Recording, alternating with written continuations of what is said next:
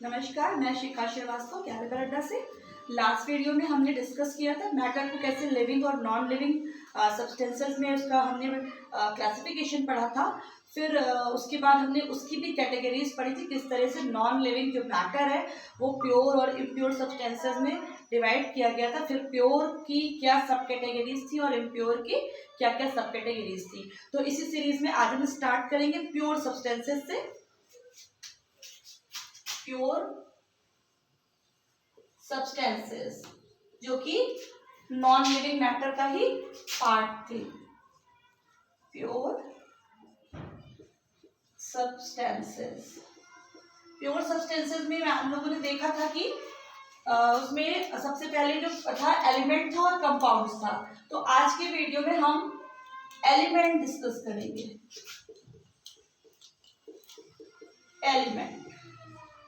Element it's a pure form of matter. ये pure होती form है और it's smallest unit is atom. Atom जो है वो इसकी यूनिट होती है। देखिए दो चीजें समझ में आ रही। एलिमेंट क्या है? प्योर सब्सटेंस है and it's smallest unit is atom. Atom से मिलकर एलिमेंट बना होता है। एलिमेंट्स आपने देखा होगा पीरियोडिक टेबल में बहुत सारे एलिमेंट्स होते हैं जो कि अलग अलग ग्रुप्स में पीरियड्स में डिवाइडेड होते हैं। जब हम पीरियोडिक टेबल पढ़ेंगे तो डिटेल स्टडी कर लेंगे, लेकिन अभी जो हम एलिमेंट पढ़ेंगे उसमें हम एटम्स का पहले स्ट्रक्चर पढ़ेंगे। एलिमेंट का जो बेसिक यूनिट है एटम्स का स्ट्रक्चर क्या होता है। देखिए एटम का जो सिंपल स्ट्रक्चर होता है कि सबसे पहले जो सेंटर होता है वहां पे इसका न्यूक्लियस होता है। फिर न्यूक्लियस के चारों ओर ये रिवॉल्व, जिसमें इलेक्ट्रॉन होते हैं, ये ऑर्बिट्स होते हैं। न्यूक्लियस और ये जो शेल्स है ये क्या है? ऑर्बिट्स। ऑर्बिट्स। ये जो एटम है इसके न्यूक्लियस में दो तरह के पार्टिकल्स होते हैं, एक तो प्रोटॉन और दूसरे न्यूट्रॉन। जो प्रोटॉन होते हैं ये पॉजिटिवली चार्ज पार्टिकल्स होते हैं और न्यूट्रॉन्स हैव नो चार्ज, यानी कि दे हैव नो चार्ज। इसके अलावा एक थर्ड पार्टिकल होता है जो कि इलेक्ट्रॉन होते हैं, जो कि बाहर रिवॉल्व करते रहते हैं ऑर्बिट्स में। इस तरीके से स्ट्रक्चर होता है। तो जो प्रोटॉन होते हैं तो आपने देखा कौन कौन से पार्टिकल्स देखे। सबसे पहले क्या देखा आपने? न्यूक्लियस, फिर ऑर्बिट्स। न्यूक्लियस सेंटर पार्ट है और ये क्या है? ऑर्बिट्स है। इन्हीं ऑर्बिट्स में जो इलेक्ट्रॉन्स है वो रिवॉल्व करते रहते हैं। तो देखिए प्रोटॉन, इलेक्ट्रॉन एंड न्यूट्रॉन, ये पार्टिकल्स है। Proton they have positive charge, इन पर पॉजिटिव चार्ज होता है। इलेक्ट्रॉन पर नेगेटिव चार्ज होता है और न्यूट्रॉन पे कोई चार्ज नहीं होता है। अब देखिए जो इसका एटॉमिक नंबर होता है, किसी भी एटम का जो एटॉमिक नंबर होता है it is equal to the number of protons and number of electrons. कैसे? सपोज ये फ्लोरीन का एटम है या सोडियम, किसी भी हम एक एलिमेंट की अगर हम बात करते हैं तो मान लीजिए फ्लोरीन लिया हमने। फ्लोरीन का एटॉमिक नंबर 9 होता है, ठीक है। तो 9 अगर इसका एटॉमिक नंबर है तो जो इसका एटॉमिक नंबर है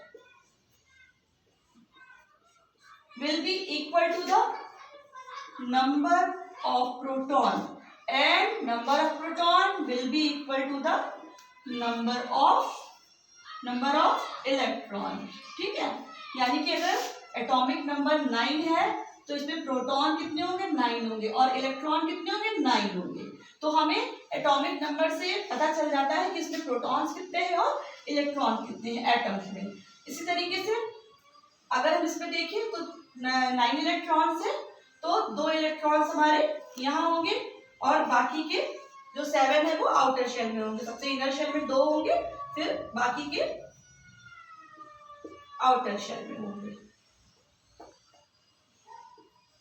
ठीक तरीके से ये फ्लोरीन के एटम का स्ट्रक्चर है। ऐसे ही जिन जिन एलिमेंट्स के हमें एटॉमिक नंबर पता होंगे उसका हम जब इलेक्ट्रॉनिक कॉन्फ़िगरेशन पढ़ेंगे आगे तो हम उसका ऐसे ही एटॉमिक नंबर से इलेक्ट्रॉनिक कॉन्फ़िगरेशन भी बना सकते हैं और उसके बारे में हम समझ भी सकते हैं। क्या हो गया, atomic number is equal to the number of proton and number of electron, और इसी एटॉमिक नंबर से पीरियोडिक टेबल में अरेंजमेंट होता है एलिमेंट्स का। अब ये जो एलिमेंट है इनका जो स्मॉलेस्ट यूनिट है दैट इज एटम। एटम का आपने स्ट्रक्चर पढ़ा, क्या पढ़ा, एटम के स्ट्रक्चर में एक न्यूक्लियस होता है और ऑर्बिट्स होते हैं। न्यूक्लियस में कौन रहता है, प्रोटॉन और न्यूट्रॉन। ऑर्बिट्स में कौन रिवॉल्व करते हैं, electrons revolve in the outer orbits. Proton positively charge होते हैं, इलेक्ट्रॉन नेगेटिवली चार्ज होते हैं, neutrons have no charge. Number of proton will be equal to the number of electrons and it will be equal to the atomic number। ये fluorine के atom से हमने एक example से आपको क्लियर कर दिया है। अब देखिए, तो एलिमेंट्स जो होते हैं वो हमने फर्दर डिवाइड किए थे, किसमें डिवाइड किए थे, metal, non metal, metalloids and noble gas. 4 भागों में हमने डिवाइड किया था। लास्ट जो हमने क्लासिफिकेशन पढ़ा था उसमें बहुत अच्छे से समझ लिया था। तो अभी हम क्या पढ़ेंगे, मेटल्स एंड नॉन मेटल्स।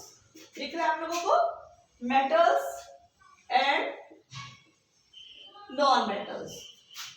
जो एलिमेंट्स थे उसका हमने फिर से फर्दर क्लासिफाई किया था कि एलिमेंट्स में हमें क्या क्या स्टडी करना है, मेटल्स, नॉन मेटल्स और मेटलॉइड्स और नोबल गैसेस। तो अभी हम पहले क्या डिस्कस करेंगे, मेटल्स एंड नॉन मेटल्स। तो मेटल्स की जो फर्स्ट प्रॉपर्टी होती है वो क्या होती है कि जो मेटल्स होते हैं, सबसे पहली बात मेटल्स क्या है, अगर आप अपने आसपास देखिए जो भी मेटल्स आप यूज कर रहे हैं, जो मेटल्स आप देख रहे हैं, उसमें सबसे पहली बात क्या होती है, शाइन करते हैं, शाइन।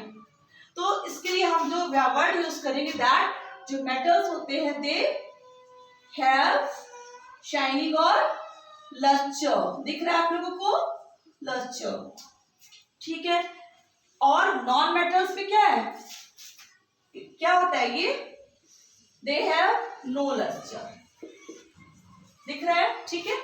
फिर देखते हैं मेटल्स जो होते हैं वो क्या होते हैं, दे आर मैलिएबल, मैलिएबल। और नॉन मेटल्स क्या होते हैं, not malleable, they are not malleable. What is malleability, that metals can be beaten into sheets। आप देखते हैं कि शीट्स फॉर्म हो जाती हैं, जो चादरें बनती है मेटल्स की। तो मैलिएबल, ये जो इसकी प्रॉपर्टी होती है मेटल्स की, that metals are malleable while non metals are not malleable. क्यों भाई, नॉन मेटल्स क्या होते हैं, उन्हें हम शीट्स में नहीं बीट कर सकते, but metals can be beaten into sheets. फिर नेक्स्ट प्रॉपर्टी मेटल की क्या है, that metals are ductile होते हैं, ductile। ये क्या है, they are not ductile। what is ductile, ductile का क्या मतलब है, that कि जो वायर बनते हैं, कि ये जो the metals can be drawn into wires but non metals can not be drawn into wires। कि metals को हम वायर फॉर्म में भी ड्रॉ कर सकते हैं, but non metals can not be drawn into wires. फिर क्या है, मेटल्स का जो, क्योंकि ये सॉलिड, ये लस्टर है, मैलिएबल है, डक्टाइल है, साथ ही साथ क्या है, high melting point and boiling point दोनों क्या होते हैं मेटल्स के, हाई होते हैं। बट इसमें क्या है, लो एमपी एंड डीपी। लो यानी कि मेल्टिंग पॉइंट और बॉइलिंग पॉइंट इसका क्या होता है, लो होता है। इसी के साथ साथ मेटल्स की क्या होती है, high density. Metals have high density but non metals have low density, साथ ही साथ जो मेटल्स होते हैं ये ज्यादातर क्या होते हैं, ये मोनो एटॉमिक होते हैं, made up of single atom mostly. But जो नॉन मेटल्स होते हैं दे आर, ये मोनो भी हो सकते हैं और डाई एटॉमिक भी हो सकते हैं, 2 एटम से मिलकर भी बन सकते हैं, जबकि जो मेटल्स होते हैं ये मोनो एटॉमिक होते हैं और ये क्या होते हैं, डाई एटॉमिक्स होते हैं। अब देखिए आपको अच्छे से समझ में आ गया मेटल्स और नॉन मेटल्स की। अब कुछ एग्जांपल्स भी देख लेते हैं कि मेटल्स पीरियोडिक टेबल में कौन कौन से जिनको हम मेटल्स की कैटेगरी में देख पा रहे हैं। तो देखिए मेटल्स की कैटेगरी में अगर हम देखेंगे तो देखिए सोडियम,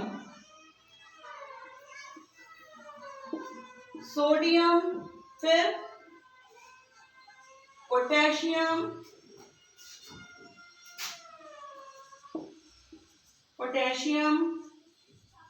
कैल्शियम,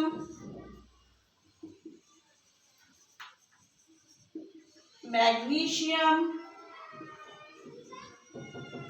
एल्यूमिनियम और जिंक, कॉपर, आयरन, लेड। ठीक है, इसके अलावा बहुत से मेटल्स होते हैं, सोडियम का Na, पोटेशियम का K, कैल्शियम का Ca, मैग्नीशियम का Mg, एल्यूमिनियम का Al। इसके केमिकल जो है सिंबल्स है, जिंक का Zn, कॉपर का Cu, आयरन का Fe एंड लेड का Pb। ये कुछ मेटल्स के एग्जाम्पल्स हैं। साथ ही साथ अगर हम नॉन मेटल देखें, नॉन मेटल देख सकते हैं तो hydrogen and nitrogen, oxygen, fluorine, chlorine, bromine, iodine, carbon etcetera और भी होते हैं। हाइड्रोजन का H, नाइट्रोजन का N, ऑक्सीजन का O, फ्लोरीन का F, क्लोरीन का Cl दिख रहा है, ब्रोमीन का Br, आयोडीन का I और कार्बन का C। ठीक है, कुछ सिंबल्स है, कुछ ये मेटल्स है, ये नॉन मेटल्स है। तो अगर आप इनको लेके देखेंगे तो क्या होगा, इनमें एक सिमिलैरिटी है। क्या सिमिलैरिटी है इन सारे मेटल्स में? That they have lustre, they shine. Next they are malleable, means they can be beaten into sheets. They are ductile, they can be drawn into wires. They have high melting point and boiling points. They have high density and they are monoatomic. But in non-metals, these are the examples of non-metals. They have no luster, no shining. They are not malleable. Malleable नहीं है, they cannot be beaten into sheets. They are not ductile. They cannot be drawn into wires. They have low Fp and Bp. They have low density. They are mono और diatomic. इसी तरीके से कुछ exceptions होते हैं, या जैसे हम कह सकते हैं कि कुछ ऐसे भी होते हैं जिनमें कुछ मेटल्स की होती है, कुछ नॉन मेटल्स की होती है, कुछ एक्सेप्शंस होते हैं। अगर हम उन एक्सेप्शंस की बात करें तो आप देखेंगे सपोज जैसे कि जिंक है। जिंक क्या है? जिंक हमने देखा कि क्या है, मेटल है। जिंक क्या है? मेटल है। बट इसकी क्या होती है, प्रॉपर्टी क्या होती है, ये नॉन मेलेबियल होता है और नॉन मेलेबियल है नॉन डक्टाइल। तो ये किसकी प्रॉपर्टी होगी इसमें, नॉन मेटल की। तो कुछ एक्सेप्शंस भी आते हैं जो कि आपको क्वेश्चन पेपर में मिल सकते हैं। ठीक है, ये तो मेटल है ना, तो मेटल्स की प्रॉपर्टी के साथ साथ इसमें क्या है, ये जो है नॉन मेलेबियल है और नॉन डक्टाइल है। इसी तरीके से अगर हम मरकरी को देखें, तो मरकरी क्या है, मरकरी भी मेटल है, बट इसका क्या है, ये लिक्विड हो जाता है। पारा क्या होता है, लिक्विड में भी तो चेंज होता है, जबकि ये नॉन मेटल की प्रॉपर्टी है। तो मरकरी एक एक्सेप्शन है कि it is a metal but liquid हो जाता है रूम टेम्परेचर पे। अब और अगर हम देखें कुछ, ये तो दोनों मेटल के हो गए, किसमें कुछ नॉन मेटल की प्रॉपर्टीज है। लेकिन अगर हम देखें आयोडीन, सपोज जैसे आयोडीन है, ठीक है, ये क्या है, नॉन मेटल है। Simply graphite, iodine and graphite, iodine is non metal, graphite also non metal category में आता है। आयोडीन नॉन मेटल है बट क्या है, इसमें लस्टर है, इसमें लस्टर है यानी कि शाइनिंग है। और ग्रेफाइट क्या है, ग्रेफाइट भी क्या है, नॉन मेटल है, लेकिन क्या है, ये लस्टर तो है ही है, इसमें लस्टर तो है ही है, साथ साथ और भी इसमें नॉन मेटल की प्रॉपर्टी है, ठीक है। तो इस तरीके से आप देखिए इसका भी क्या है, इसका बीपी और मेटलिक पॉइंट इसका हाई होगा। तो इस तरीके से देखें तो ये एक्सेप्शन है, जैसे कि जिंक एंड मरकरी, ये दोनों है तो मेटल, लेकिन क्या है, जिंक क्या है, जिंक जो है ये नॉन मैलेबल है और नॉन डक्टाइल है। मरकरी क्या है, ये मेटल है बट ये लिक्विड में चेंज हो जाता है। इस तरीके से आयोडीन में ग्रेफाइट क्या है, ये नॉन मेटल है बट इनमें लस्टर भी होती है। तो कुछ ऐसे भी मेटल होते हैं और नॉन मेटल होते हैं जो एक दूसरे की भी प्रॉपर्टीज को रखते हैं। तो आज हमने क्या देखा, मेटल्स की सारी डिटेल देखी, नॉन मेटल्स की देखी, कुछ एग्जांपल्स भी देखे। तो आपके पास ऑप्शंस में भी आते हैं, सपोज मान लीजिए आपको आयरन दिया हुआ है, आपको या कोई भी ऐसा एलिमेंट दे दिया, इधर से कोई एलिमेंट दे दिया, या कोई भी तीन एलिमेंट अलग दे दिए, नॉन मेटल दे दिया, उसमें से कोई एक मेटल डाल दिया, तो भी आप अच्छे से समझ जाएंगे। पहली बात तो उस एलिमेंट की उसकी प्रॉपर्टीज पहले आप सोचेंगे, प्रॉपर्टीज पता, उसकी स्टेट पता होगा कैसी स्टेट में मिलता है नेचर में, तो उससे आप समझ जाएंगे कि ये मेटल है और या फिर ये नॉन मेटल है। तो इस तरीके से हमने क्या देखा, सबसे पहले प्योर सब्सटेंसेस हमने स्टार्ट किए। प्योर सब्सटेंसेस में एलिमेंट लिया, एलिमेंट क्या है, ये प्योर होता है, इसकी जो स्मॉलेस्ट यूनिट होती है क्या होता है, एटम होता है। एटम का स्ट्रक्चर देखा, एटम के स्ट्रक्चर में हमने क्या देखा, न्यूक्लियस और orbits. Nucleus is the centre part of the atom where proton and neutron lies, यानी कि पॉजिटिवली चार्ज जो पार्टिकल्स होते हैं प्रोटॉन और न्यूट्रल चार्ज, मतलब they have no charge, neutron with no charge, they also present in nucleus and orbits are present. In orbits electrons revolves, electron जो होते हैं वो रिवॉल्व्स होते हैं। किसी भी जो एटम का जो एटॉमिक नंबर होता है वो हमें बताता है उसके number of protons and number of electrons, यानी कि atomic number is equal to the number of protons and number of electron. And ये आपका स्ट्रक्चर हो गया। अब हमने एलिमेंट्स में क्या पढ़ा, चार चीजें हमने देखी थी पिछले वीडियो में। इस बार हमने मेटल्स और नॉन मेटल्स की प्रॉपर्टीज डिस्कस कर ली, कुछ मेटल्स और नॉन मेटल्स के सिंबल और एग्जांपल्स भी हमने देखे। तो इस तरीके से क्या था कि हमने जो एलिमेंट था उसके दो पार्ट्स आज कवर कर लिए हैं। नेक्स्ट वीडियो में हम मेटलॉइड्स और नोबल गैसेस वो भी कवर करेंगे। इस तरीके से हमारा जो प्योर सब्सटेंसेस की सीरीज है वो कवर हो जाएगी। साथ ही साथ कॉन्सेप्ट क्लियर करते चलिए, क्योंकि जब आपके कॉन्सेप्ट स्ट्रांग होंगे तो उस पर बेस्ड ऑन क्वेश्चन जो है, जो भी क्वेश्चन पेपर में आते हैं आप उसको अच्छे से कर पाएंगे।